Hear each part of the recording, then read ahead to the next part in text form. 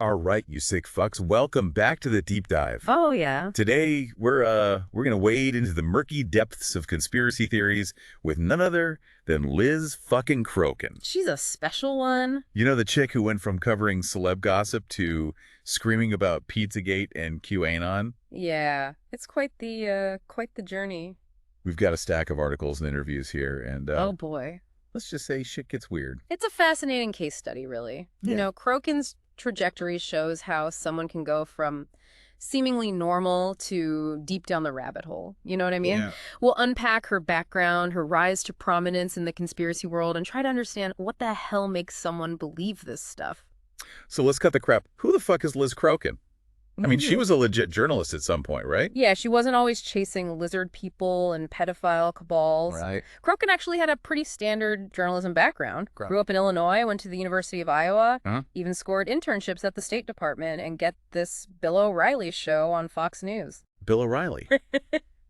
Seriously. Yeah. That explains a lot, actually. Right. But how did she go from writing for the Chicago Tribune to, well, this? It seems like her descent into conspiracy land started around 2016. Okay. She became a hardcore Trump supporter, started writing for Town Hall, a conservative website, and that's when the crazy really started to flow. All right, let's dive into the deep end. Pizzagate. Just hearing those words makes me want to puke. What the fuck is that all about? Pizzagate is this totally bonkers conspiracy theory that claims a pizza place in D.C. was a front for a child sex trafficking ring involving high-profile Democrats. Okay. It's completely baseless with zero evidence, Right. but it gained traction online, and Crokin was one of its biggest proponents. Wait, so this chick is running around claiming Hillary Clinton is sacrificing babies in the basement of a pizza place that doesn't even have a basement. Yeah, pretty much. Is she fucking high? Well, What kind of evidence do these people even use to support this shit? it's wild, right? They latch onto random social media posts, misinterpret things, and twist information to fit their narrative. Yeah. For example, they pointed to the fact that the owner of the pizza place liked a band called Heavy Breathing on Facebook and claimed it was some kind of coded pedophile message. Heavy breathing. Seriously. That's the best they could come up with. It's like, these people have never heard of Occam's razor. The simplest explanation is usually the right one. And the simplest explanation here is that these people are fucking nuts. Yeah. But I gotta ask, how did this Pizzagate bullshit even gain traction? It's a combination of factors. Social media algorithms create echo chambers where misinformation thrives, and people are looking for simple explanations for complex problems. Right. Pizzagate provided an easy scapegoat for people's fears about child trafficking and their distrust of the elites. So it's like a perfect storm of stupidity and paranoia. But let's move on to an even bigger turd in the punch bowl. QAnon. What the hell is this about? Oh, QAnon takes the crazy to a whole new level.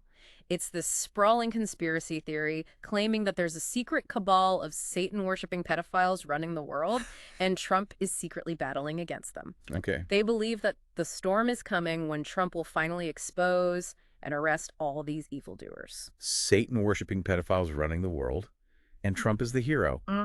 This shit is straight out of a bad comic book. And what's with JFK Jr. being part of this whole thing? Didn't he die like 20 years ago? Yeah, that's a popular QAnon belief. They claim JFK Jr. faked his death and is secretly working with Trump to take down the deep state. Crokin has promoted this idea heavily.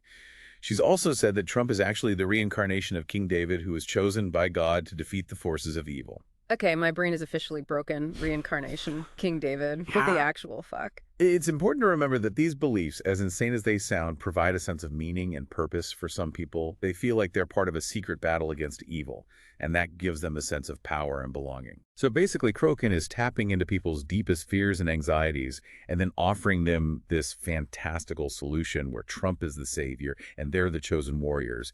It's fucked up, but it's also kind of brilliant. It's definitely manipulative. She's packaging these dangerous ideas in a way that's appealing to people who are feeling lost and vulnerable.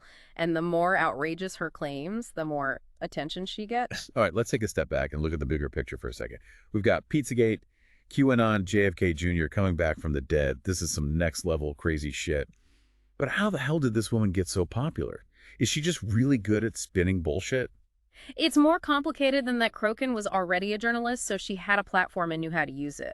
Plus, social media gave her a direct line to a massive audience. And remember, this was happening during a time of intense political polarization and distrust of the media. So she was in the right place at the right time with the right message for a certain segment of the population. It's like a recipe for disaster. But we're just getting started. We haven't even scratched the surface of Crokin's crazy claims. Oh yeah, there's a lot more where that came from. We'll dive into some of her other bizarre theories after the break. Get ready to have your mind blown, folks. Oh, boy. So before the break, we were talking about Pizzagate and QAnon. Yeah, my brain's still hurting from all that. It's a lot to take in. Seriously. Yeah.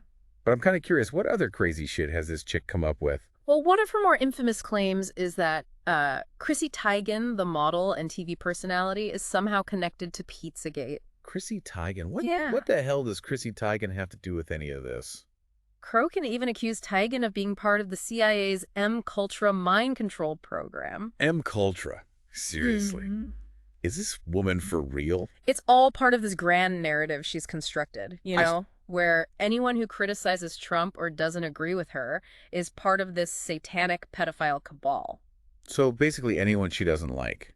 Pretty much. It's scary how easily people buy into this shit. It is. They just want to be told what to think. Yeah, they're looking for easy answers. And someone to blame. But let's not forget about Roseanne Barr and her Twitter meltdown.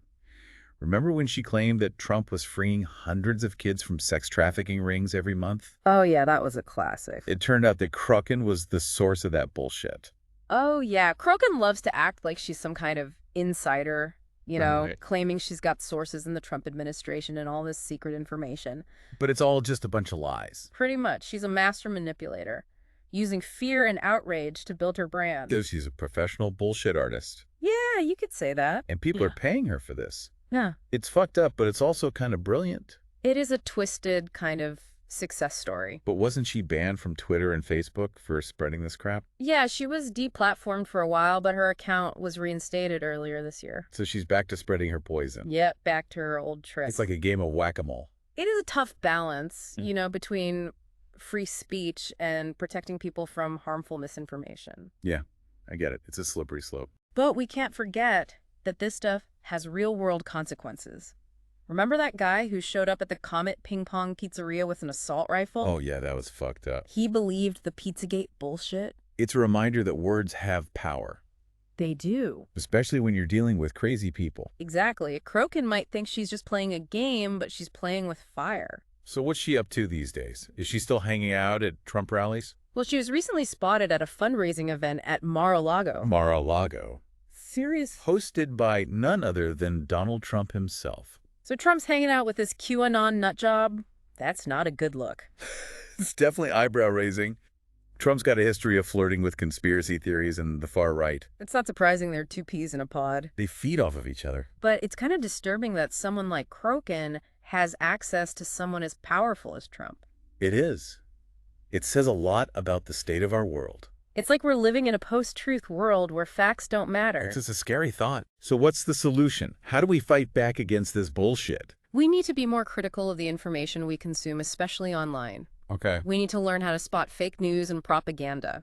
Yeah. And we need to talk to each other about these things. Easier said than done. But it's a start. Well, on that depressing note, let's wrap up this deep dive into the twisted world of Liz Crokin. Yeah, it's been a wild ride. I need a drink after all this. Me too. All right. So we've spent like the last hour talking about this Liz Crokin chick and all her crazy conspiracy theories. Yeah, it's been a lot. My brain feels fried. I swear. It's understandable. But I gotta ask, why do people fall for this shit? Well, it's not as simple as saying they're just gullible or stupid. Right. These theories often appeal to people who are feeling, anxious or powerless. They offer a sense of control in a world that feels increasingly chaotic.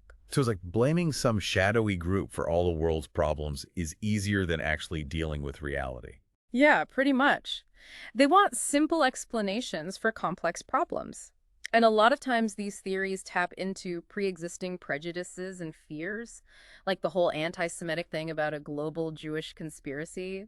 That's been around forever. Yeah, it's messed up how that shit keeps getting recycled. But what about the people who actually believe this stuff?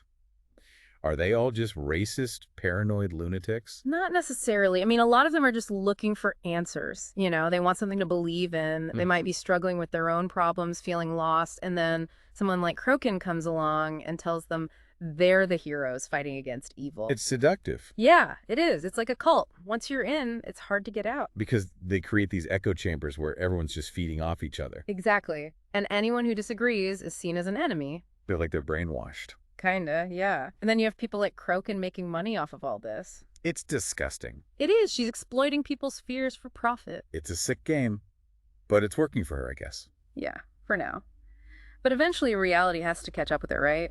Hopefully. The spread of this kind of misinformation is a serious problem. It undermines trust and can even lead to violence. Yeah, we've already seen that. So what can we do about it?